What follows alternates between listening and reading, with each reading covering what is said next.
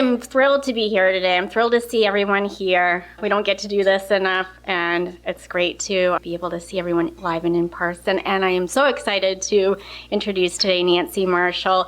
Known her for many years. Great woman, great friend. So let's get to it. Nancy Marshall is known as the PR maven. She's a go-getter and social media powerhouse. 30 years ago, Nancy left her job as Director of Communications at Sugarloaf to start her own public relations agency, which has now represented many major clients. Nancy's hallmark is her commitment to living clients' business. Before she started working at Sugarloaf, she's certified as a professional ski instructor. When she was representing Northern Outdoors, she became a licensed whitewater rafting guide. For the Maine Windjammer Association, she lived the life of a crew member on the Victory Chimes. For Orvis, she learned to fly fish and tie flies. She's known for her signature smile and hearty laugh. She hosts a PR Maven podcast, shares her expertise in columns for Forbes.com and Maine Biz, and does speaking engagements throughout the United States and Canada. Nancy specializes in all things connected to networking and media relations, personal branding for celebrities, authors, experts, and executives as the PR Maven, a certified Reach 360 personal branding specialist, and business and motivational speaking. Before founding Marshall Communications, Nancy was a marketing associate for a Hinckley, Maine yacht builder, corporate conference sales manager and director of communications for Sugarloaf Ski Resort, and public information manager for a PBS TV station, the Colby Bates Bowden Network. In her spare time, can't imagine you got a lot of spare time, Nancy enjoys entertaining, food and wine, travel, reading for pleasure and learning, walking, cycling, swimming, fitness, skiing, boating, fishing, and spending time with her two sons. Nancy holds a Bachelor of Arts degree with a double major in French and American Studies from Colby College and a Master of Business Administration from Thomas College in Waterville. Please join me in a hearty welcome for Nancy Marshall. Welcome to the PR Maven podcast, a podcast all about growing your network and building your brand through traditional and digital networking techniques. I'm Nancy Marshall, the PR Maven and CEO of Marshall Communications. I've been strengthening brands through PR for over 35 years, and now I'm celebrating the success of executives, influencers, business owners, and entrepreneurs from all around the world, all of whom have cultivated their brands and broadened their networks through traditional and digital networking methods. Each week, I interview one of these interesting and influential individuals and provide an opportunity for you, the PR Maven Nation, to gain insights from their strategies and stories. So stay tuned for this week's episode, and thanks for listening.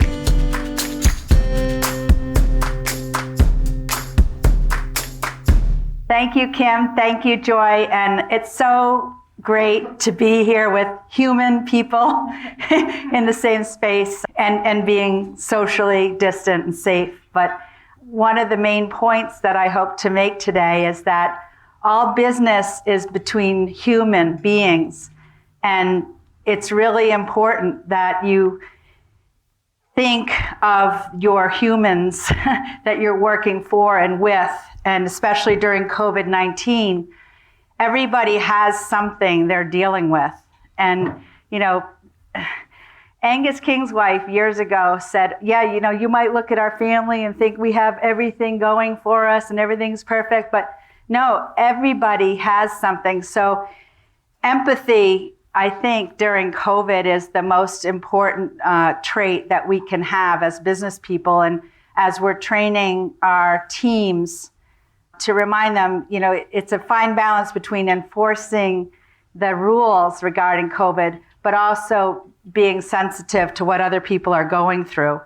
So my premise today in my 10 tips is going to be about building your brand. And in my mind, a brand is not your logo, it isn't your tagline, it isn't your company name. It's how your people, your target audience, feel in their hearts and their minds about your company and in some cases you personally. The people in your target audience, they define your brand. You might guide the brand. You might be the steward of your brand, but you don't own that brand. So think of like Harley owners, the Harley owners group. You know, the Harley owners out there riding free on their bikes, they define the Harley brand. The company, the marketing people from Harley kind of guide it, but the key is to create brand ambassadors and have those brand ambassadors do the work for you because, of course, the word of mouth is what you're after. So let's get started here. I'm going to be talking about COVID-19, and of course, social justice is taking on new meanings now. We've got so much going on nationally. We're not going to get into that today, but obviously there's a lot going on in our country. A recession, you know, some businesses have closed down and hopefully they'll be planning to reopen, and we have to avoid long-term failure. I'm an eternal optimist, so I always look for the silver lining, and hopefully you will be too. So as I was just saying, don't go dark. Just because it's COVID, your people are still out there, and it's really important to know who they are. I'm a big one for creating avatars for your targeted audience. And Don, I hope you don't mind if I say we donated a package to the super raffle, and Don won it. And we're working closely with Don now and creating avatars for the targeted audience. And when you can actually picture the personas, the people, and when you're doing your marketing and PR, you're thinking of those people like you're talking to them. It really helps to know who you're talking to. And actually, we encourage people to find stock photos and give the people names and say where they're from, what kind of car they're driving, what they shop for, what are their favorite brands, so you can really connect with them. And of course, in this day and age, technology is your best friend. I laugh because a lot of us didn't know what Zoom was before COVID, right? And when COVID came on, I thought they should have named COVID Zoom because it did zoom around. And they should have named the technology COVID because it's co-video, right? You know, so it's like, I think somebody got confused at some point there. It's like, oh, well, we'll go with it. But yeah, if you haven't mastered Zoom by now, and of course, learning how to do the chat rooms and the breakouts. And Erica here was on a presentation I did yesterday with the Maine Municipal Association. And we were able to, it was all online, and we were able to monitor the conversation online. So that's important to know. So I'm going to talk here about the Kennebec River Brew Fest because they were able to sell out. That is in our neighboring community of Augusta, of course, and they provided boxes of beer and other gifts and that they sold online. So they were able to, quote unquote, I hate the word pivot now, but they were able to pivot and go online, and they were able to sell out all of their boxes of brews within hours, and then they went for a second round. So they were able to raise quite a bit of money with that. I think they're planning to do it in person this year. Let's hope that they're able to. So again, they were able to really tap into what their avatars wanted, which was beer, Maine craft beer at home, and they were able to make that happen. So my next tip is about embracing technology. Now, this is something that I want you all to remember. Social media is really, really great. You know, whether you use Facebook or Instagram, LinkedIn, Twitter, Pinterest, all of those things are great. But you don't own the content that you put on those platforms.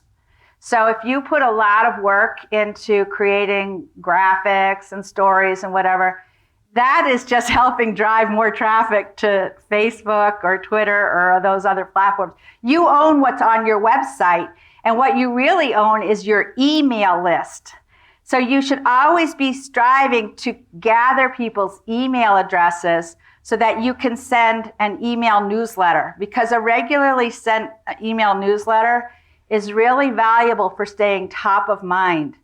Have you ever been to an event like this and you met somebody and they did some particular thing. And then a few weeks later, somebody says, do you know anybody who does that thing? And you're like, yeah, ooh, I just met somebody. I don't remember their name.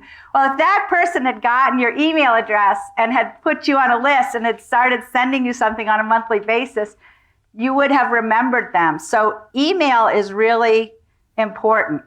And of course, some people would say, oh, we all get so many emails. Well, we do get so many emails, but I don't know about you. If I get an email from someone who I really respect and whose work I admire, I take the time to read it. There's a guy named Joe Polizzi, who's a content marketing expert who I met. He spoke at a conference I went to in Ohio 2 years ago. And ever since then, I've read his books and I read everything he sends. If I see his name come in my inbox, it's like, oh, thank goodness. I can't wait to read this by Joe. So don't be afraid of emailing, although too many emails can also cause people to unsubscribe. So I advocate for a monthly e-newsletter. That works for me. You can figure out what the pace is that works for you. Now, customer chat is something that we have grown to use on especially e-commerce websites. So if you're managing an e-commerce website, I think you should have a customer chat, because if people have problems with your shopping cart and can't complete the purchase, they might want to chat with a person in real time. Podcasts. I have been doing the PR Maven podcast now for 2 years. I got inspired to do it at that content marketing conference that I went to in Ohio. And it's been such a huge addition to my business and my life. I interview a different person every week. And actually, my third episode was with my own son, Craig Marshall. And I'm laughing because he was on the ski team at Colby. And he ran the World Pro Ski Tour for a period of time. And I interviewed him about that. And we had a lot of fun doing that. So podcasting is a great way to connect, again, with your targeted audiences and share those conversations. And then you can generate a lot of social media off of that as well. And of course, webinars, that's what we did yesterday with the Maine Municipal Association. We did a webinar on crisis communications. And that's a really effective way to engage and educate people, especially in the era of COVID. So yeah, email newsletters are in my mind very valuable. And they need to be educational, informative, engaging, and entertaining. They can't just be all about selling.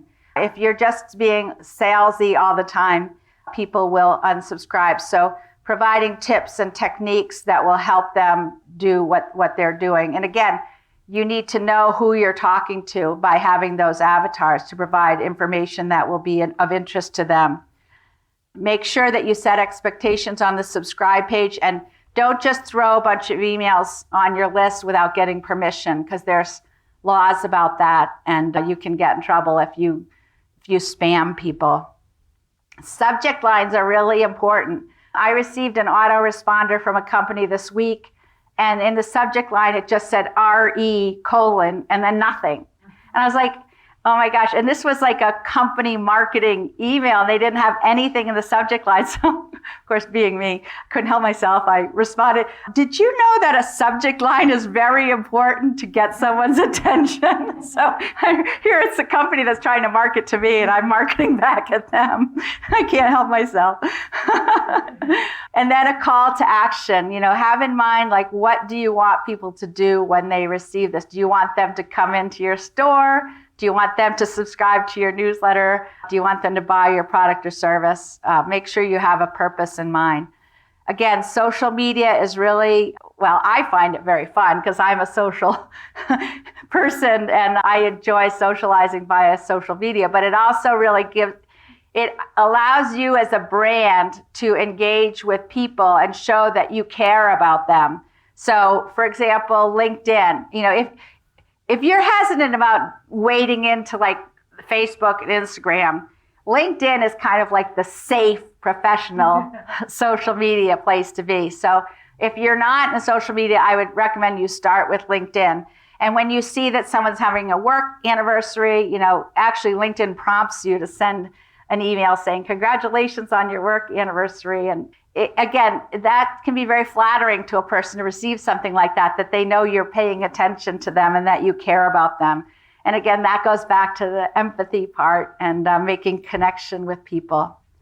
And have a voice. We advocate for having a brand style guide where you prescribe what the voice will be. Are you going to be hipsters? Are you going to be professional like an attorney's office or an accounting office? Or are you going to be somewhere in between? What is the voice that you want to use to connect with your targets?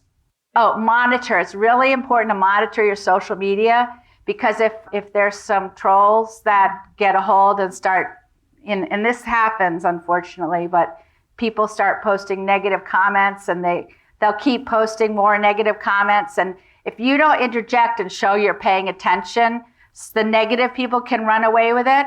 So my advice is, if people start being really negative, you say, please give me a call, and you give your phone number, or could you private message me your phone number so I can call you? And a lot of times those people who are posting negative things, I think of them as like little babies who are crying for attention, like, wah, wah, come get me, come get me. It's like, and I'm sort of, when I'm responding, I'm sort of good at, you poor thing, you. I kind of think of them as a baby, like, oh, if you want to talk to mommy, mommy will give you a call. And a lot of times when you call them, then they back right down. It's like, okay, you got the attention that you wanted, and now we'll pay attention to you enough, then hopefully you'll go away. So create a conversation. And actually, sometimes those people, if you call somebody who's been really negative and you take some time to talk to them, they'll become your biggest brand ambassadors too. So that's an interesting phenomenon that I've seen happen. So the Trek Across Maine is something that I've been a part of for a long, long time. I think I've ridden it 7 times. And this year, we helped them pivot to a virtual ride. And it was very, very successful. They actually found a lot of new riders from all across the country. And, we were able to do a lot with social media and have people share a lot from their rides. So on social media, it's really important to try to get people to post their stuff. So it's not just all about the brand. You want to find these brand ambassadors and encourage them to post their things, and then you like and share. I used to work at Sugarloaf, and of course I worked at Sugarloaf before social media was a phenomenon, but I know Sugarloaf is really good at, when I'm skiing there, if I take a picture of myself up at Bullwinkles or something, and then I get a like from the mountain itself, it's like, oh, it gives you a little boost, So as the brand, it's really important to acknowledge your people. The Maine State Museum has done a really good job of going virtual with YouTube exhibits and at-home activities for kids and webinars for educators. So I know a lot of museums, like the Portland Museum of Art, has done a really good job. The Colby Museum of Art, which is, if you haven't been there, well, you might not be able to go now, but Colby's museum is like one of the best in the whole country. So that's something that we all in this area should be very proud of. So again, podcasts are great for connecting with people, building relationships, sharing those conversations, and creating really valuable content. And a lot of times when I have someone on my podcast, then I will go on their podcast. So that allows me to tap into their audience. And so I have been on podcasts around the world actually now, and it's been a real pleasure. I've made a lot of friends around the world through my podcast. So yeah, here's the PR Maven podcast. And I did do a special episode, number 84, on the pandemic. And gratitude is something, I try to express gratitude for people listening to my podcast. But one thing as a business that you should be doing every day is thanking your employees and thanking your customers. And I'm thankful when I wake up in the morning. It's like, actually, some days I wake up in the morning and I forget there's a pandemic. But when I go out in the world, I think that gratitude is an attitude of gratitude is a great way to kind of get through this difficult time. So webinars are a very a very useful technique to connect with other businesses. And if there's something that you have that you can teach, doing a webinar can help generate real leads. And they're relatively low cost to make. They can be very engaging. They can be part of your marketing funnel, meaning if you do a webinar, you can get the email addresses of the people who participate, and then you can get their permission to follow up with more information. And again, it's all about just building the relationship. And just like any relationship, it doesn't happen in a day or a week. Relationships are all about the long term. You heard Joy tell my bio. I was like, geez, yeah, I've been in this for a long time. And I just have always felt like building long-term relationships is the key to a successful career. And using technology definitely helps with that. So customer chat, consumers really like to have live chat. I don't know about you, but have you ever been on a website where it's not working right? And what I really don't like is when there's a chat and then there's nobody there. You know that feeling. Yeah. So if you do have a chat, make sure you have enough human power to keep it going, because people expect to have a human on the other end. So it does keep people on your website for a longer time. And that it should be a goal with your website, is to keep people's attention. And so posting new information, again, that's really targeted at your target audience, and having that information available 24/7 is the key to keeping people on your website. And actually, having a customer chat will differentiate your small business. I think people will be surprised and impressed if they see that there. And there are widgets available that make it easier for you. So there's something called the brand touch.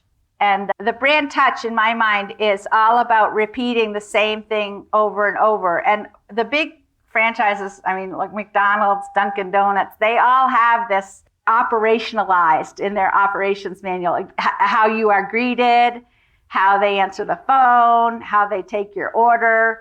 You know, the most famous thing is, would you like fries with that? You know, when they say that at McDonald's, that's an upsell technique, but that's a way to try to increase the sale and get people to buy more. So right now we need to figure out how to connect people with people and make them feel appreciated. And if you're in a business where people are coming in to see you in person, having a mask, it is like a barrier between people. I can't stand it. I just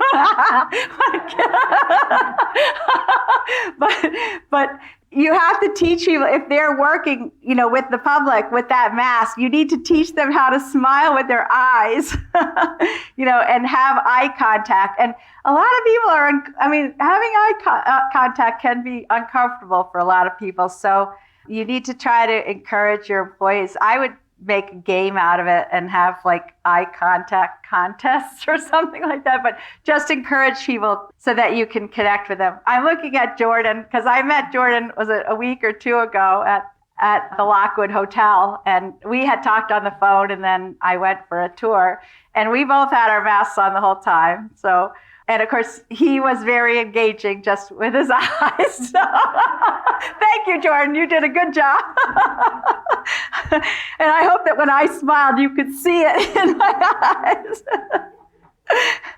Okay, that's good.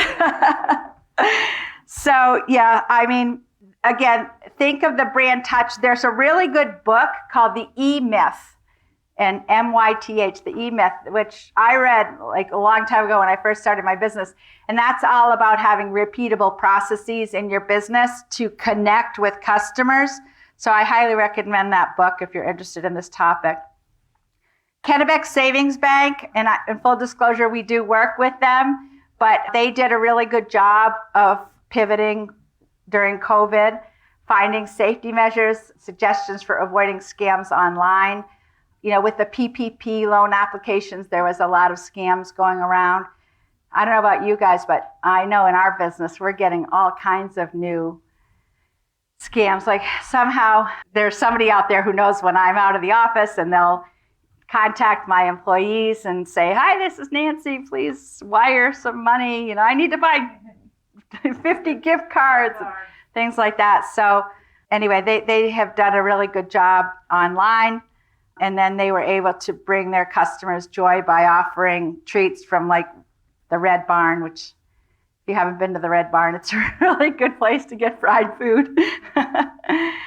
So add a little love to the world. Again, it's such a dark time for so many. And actually, not to be morose, but like January 18th or so, the middle of this month is sort of like one of the most depressing times of the year. There's something called Blue Monday. I think Blue Monday actually is coming up in a week or two. So just be aware of that people are feeling depressed and anxious. And if there's anything you can do as a brand to try to lift people up through your social media, your website, your interactions, just be conscious of that. And people will remember. Again, keep in mind that your brand resides in the hearts and the minds of those people. And if there's anything you can do to be uplifting, they will remember. So Holy Cannoli is an example. They have done a lot to shout out to other local businesses staying strong. They shared facts about breast cancer for Breast Cancer Awareness Month. They gave gifts to children locally, and they've done a really good job with their social. If you're not following Holy Cannoli on social media, I would encourage you to. And those cannolis look pretty good. So take a fresh look at your marketing plan. Pre-pandemic marketing plan is not good anymore. You need to have a pandemic and post-pandemic marketing plan. You need to be much more technology oriented than ever before, and probably redefine your business goals. For some businesses, you're going to be expecting less business.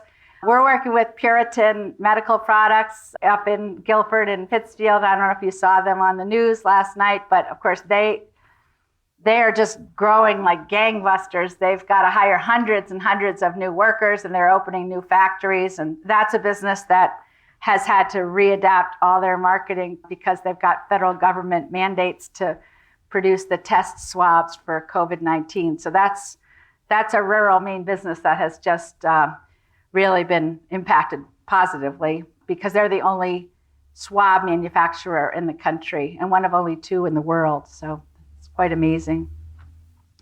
So make it easy for people to find you. I wrote an article for Forbes.com recently about being findable.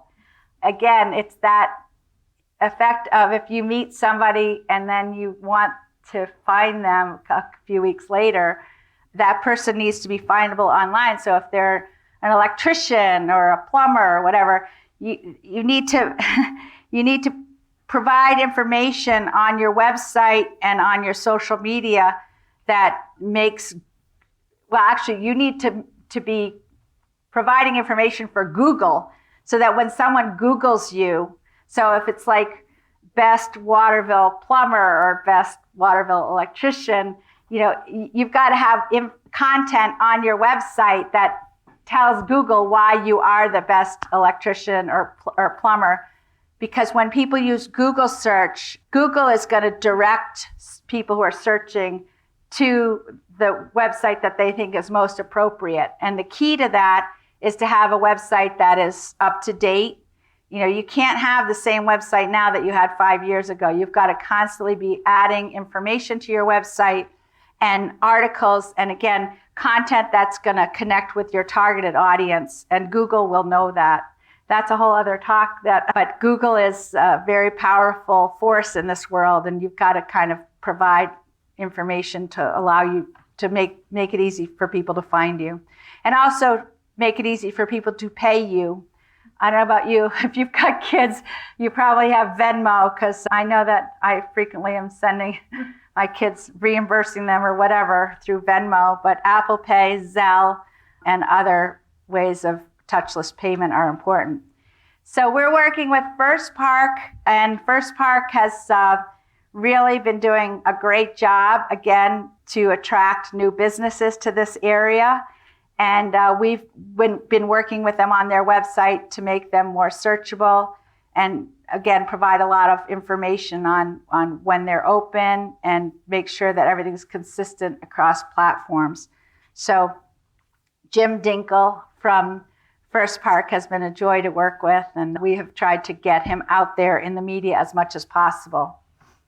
So stay up to date. It was really obvious to me at the beginning of the pandemic, especially whether businesses were paying attention to their website, because you wanted to see that there was special information on someone's website about their COVID policies, like their policies related to masks or their new operating hours, or if they were closed completely. So make sure that your website has current information, especially in light of COVID-19. And again, show you care. I can't say that enough. And make sure that your content doesn't look like you're out of touch. Make sure you show that you're in touch with your people. KeyBank did a really great job of pivoting with their website and posting about inclusion and diversity as well as COVID-19. So that's something right now that you need to be aware of, is diversity, equity, and inclusion in your business. So if you can show that you're open to people of all colors and creeds and nationalities, and that that you're welcoming and you're going to treat everyone fairly, that's the way we need to be right now. And share your safety measures. I know a lot of people who will not go into a business unless they know that there are strict policies. I was in a hotel recently. I'm not going to say where it was. It wasn't the Lockwood Hotel. It wasn't this hotel, but I saw the housekeepers. They were walking up and down the hall with no masks. And I was like, so you need to be conscious. Your employees need to be wearing masks, and you need to have a strict mask policy. So make sure that you make it clear what you're doing to keep people safe. And also ask people for feedback. If people notice something like that makes them feel uncomfortable, they should have an easy way of telling you, the business, about that. Tip 9, I have to say I'm a little guilty. I'm not very good at unplugging myself, but if you can, people are tired of Zoom and they're tired of being online. So if you have a service, I'm thinking of like a massage studio or some way that people can unplug and get away from it all, even if they can't go to Costa Rica or Puerto Rico or whatever right now. If you have something that will allow people to check out even for a short time, that's a good idea. I don't know how many of you are able to unplug from your cell phone for a day, or even good. Good for you. What's your name? Leslie, congratulations. Maybe you should give the talk next month. I'll come. I don't know, I'm so tied to my phone. Okay, so Maine Wilderness Guide Service, they use Facebook to share natural beauty. And I don't know about you, but I like the looks of some of these places, a long dock and a boat and fly fishing in a river, practicing social distancing since the 13th century. So yeah, one reason I like fly fishing is that it engages both your hands and you have to pay attention, so you can't be holding your phone at the same time. So fly fishing has helped me to unplug a little bit. We worked with the Orvis company, and a few years ago we suggested during the holidays that they have something on Facebook called A Moment of Chill. And we helped them produce these videos, like 30-second videos of just like a river or a stream or a deer in the woods or something like that. And it would just be a short video that people could use to check out. And actually, I think News Center Maine has been doing that during the pandemic too, where they have some really beautiful video of nature. And I think we need that right now. So yeah, there's a new sense that life is short, a new sense of urgency. I know I feel that way. I feel like, I don't want to miss anything. So, this is an example. I went to give blood few months ago because I know the Red Cross was really in need of blood. And there was so many protocols to go through before you could actually give the blood that by the time I got there, I was like so amped up because it had taken so much time. And in my mind, I was thinking, why didn't they have me do all this paperwork online before I actually came to the blood drive? And it took a long time. And so you need to think about that too. If there's paperwork that people need to do, if there's any way to have them do it in advance or expedite it, people are going to be short on patience these days. So, and the other thing is about out-of-state travel. We're working with the Maine Office of Tourism, and of course the policies are changing all the time on whether, what people need to do, if they need to quarantine, if they need to have a test. So if your target audience is coming from out of state, be sure that they're aware of what your policies are. So we've got this ebook, and of course you can't click on this right here right now, but we'll make sure you get the link to this, because I took all these tips and made an ebook out of it. Actually, I have an amazing young woman working with me named Emma Dimmick, who is a Thomas College graduate. She's from Madison, Maine, and she's a graphic artist and a writer.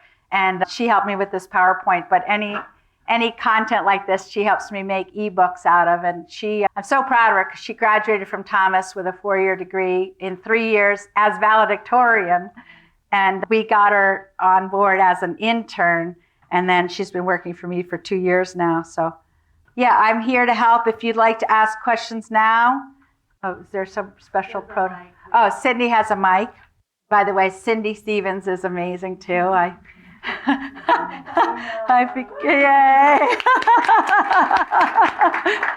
Love working with Cindy. Does anyone have any questions? Well, I do say she likes my things to do pads. There's a certain personality type that I have found that likes those pads, and usually it's somebody who likes to get things done. And sometimes people, after they've done the thing, they'll write it down just so they can have the pleasure of checking it off. Are you that person?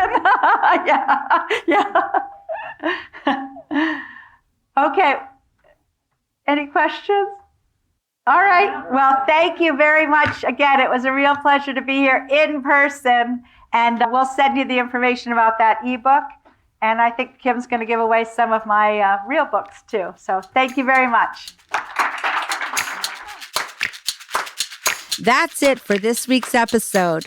I'd like to thank you for listening, and if you feel that you've gotten value out of today's conversation, consider leaving a 5-star review on iTunes or whatever app you're using to tune in. If you haven't subscribed yet, you should do so. I release a new episode each week, and subscribing will make sure you get an alert when there's a new episode. You can also join the PR Maven Nation by going to prmaven.com/nation and clicking join. It's free, and it's a great community of like-minded individuals who are all looking to learn and grow from one another. If you have an Alexa-enabled device, be sure to add the PR Maven Marketing Minute to your daily flash briefing menu. Thanks again for listening, and have a great rest of your week, PR Maven Nation.